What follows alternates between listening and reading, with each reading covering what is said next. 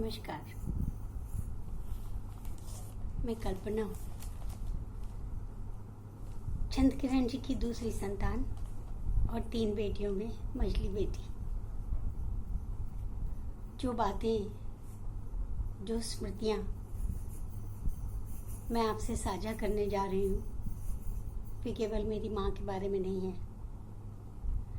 वे उस अनोखे, अनन्य, बिरले व्यक्तित्व के बारे में है जिन्हें हिंदी भाषी पाठक और श्रोता एक प्रसिद्ध एवं लोकप्रिय कहानी लेखिका और उपन्यास लेखिका के रूप में जानते हैं।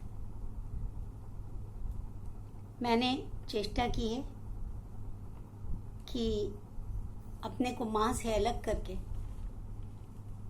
चंद्रकिरण जी के अनुकरणीय,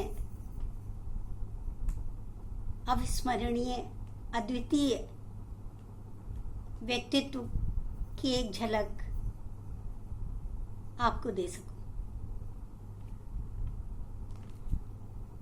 मैं पूरे विश्वास के साथ कह सकती हूँ कि अपने 70 वर्षों से ऊपर के इस जीवन में मैंने उनकी जैसी दूसरी स्त्री नहीं देखी। उनका व्यक्तित्व कई मायनों में विलक्षण रहा है। रूप, रंग, कद काठी, वेशभूषा के संदर्भ में नहीं, उस लिहाज से तो वे एक सीधी सादी, सामान्य चेहरे मोहरे वाली किंतु शालीन व्यक्तित्व की मालकिन थी। किंतु उनके भीतर उनके असली स्वरूप की कुछ विशेषताएं थी जो विरोधाभासी प्रतीत होती हैं, किंतु परस्पर वे विशेषताएं एक दूसरे को सशक्त करती थी, सहेजती थी।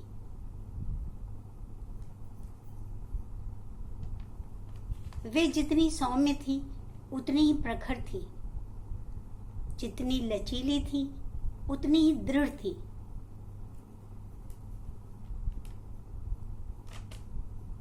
अपने मूल्यों के प्रति जितनी समर्पित थी, दूसरों की धारणाओं और विचारों के प्रति उतनी ही सहिष्णु थी। सबके लिए जितनी उदार थी, अपने लिए उतनी ही कठोर और कृपण थी। उनका एक गुण तो अवगुण होने की सीमा छू लेता था, और वो गुण था उनकी सहनशीलता, उनकी क्षमाशीलता। शारीरिक, मानसिक, भावनात्मक सभी प्रकार के कष्ट सहकर भी वो उन कष्टों को देने वालों को बार बार क्षमा कर देती थी। इस क्षमा करने वाली प्रवृत्ति का उन्होंने अपने जीवन में बहुत बड़ा मूल्य चुकाया।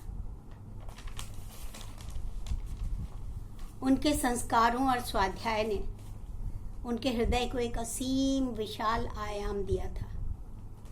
किसी प्रकार की जात पात, धर्म, संप्रदाय, ऊंच नीच का भेदभाव वे नहीं करती थी। कोई भी उनकी करुणा का पात्र हो सकता था, चाहे वो आस पड़ोस का कोई निर्धन असहाय जन हो, परिवार का कोई छोटा या बड़ा सदस्य हो, घर के पालतू या बाहर के पशु पक्षी हो या नौकर चाकर हो।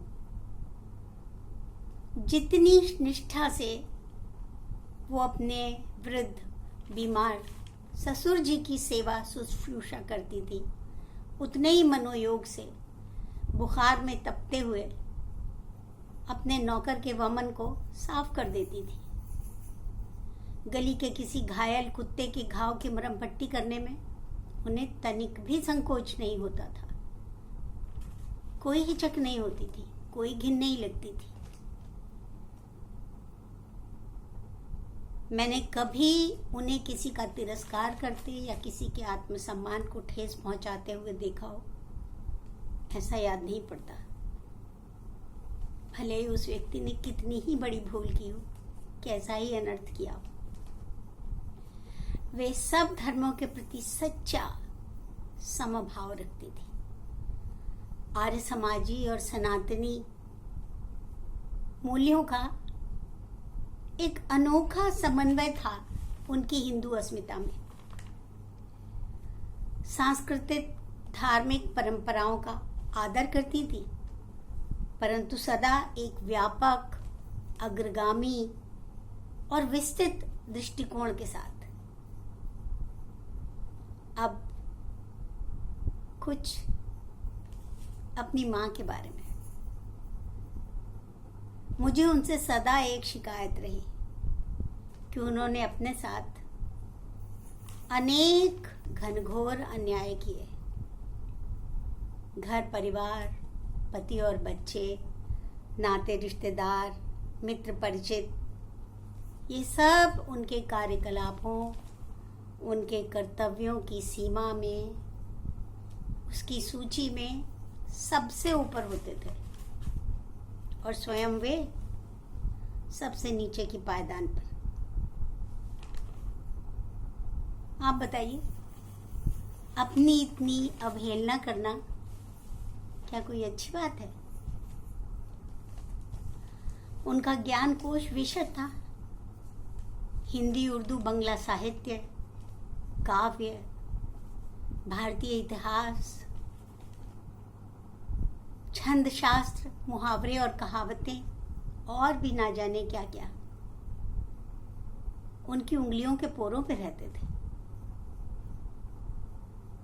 बहुत याद आती है वो, बहुत कमी सालती है उनकी, जब इन विषयों के किसी बिंदु पे मैं अटक जाती हूँ।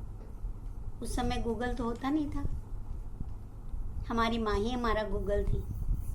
तुरंत सटीक उत्तर, समाधान मिल जाता था उनसे। चौकी में अंगीठी के ऊपर दाल की पतीली चढ़ाकर कहानियां लिखते हुए मैंने उन्हें न जाने कितनी बार देखा। सैकड़ों कहानियों की लेखिका ने अपने घर में अपने लिए एक मेज कुर्सी का भी अलग से इंतजाम करके नहीं रखा था। बिना माथे पर शिकन लाए, बिना आराम किए, बस काम में लगी रहती थी। बेटों और बेटियों में कोई अंतर नहीं करती थी। नौकर की अनुपस्थिति में हमारे भाइयों को झाड़ू पोछे के काम में अपनी बहनों का हाथ बटाना पड़ता था। उन्होंने हम सबको आत्मनिर्भर बनाया। जाति धर्म का भेदभाव, ऊंचे नीचे का भेदभाव न उन्होंने कभी स्वयं किया और ना ही हमें कभी करने दिया। सही राह चुनने या दुविधा से निकलने का एक सहज सरल मंत्र दिया था उन्होंने हमें। कुछ भी करने से पहले सोचो कि यदि ये तुम्हारे साथ होता या कोई तुम्हारे साथ करता तो तुम्हें कैसा लगता।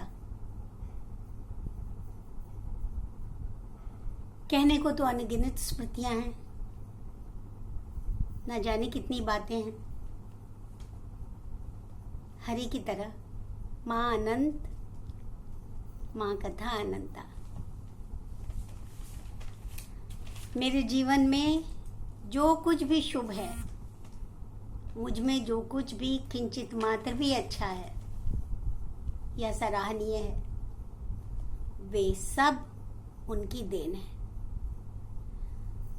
हमारी माँ श्रीमती चंद्रकिरण के जीवन का उद्देश्य संस्कृत की इन पंक्तियों में अभिव्यक्त किया जा सकता है। न तु कामये अहम स्वर्गम, न अर्थम न पुनर्भवम, कामये तु दुख तप्ता नाम प्राणिनाम आरती नाशनम। न मुझे स्वर्ग की चाह है, न धन की, न पुनर्जन्म की। मुझे चाह है तो केवल दुख से त्रस्त जनों के कष्ट के निवारण की। और मेरी चाह है कि हर जन्म में मैं उन्हीं की संतान बनूं। धन्यवाद। नमस्कार।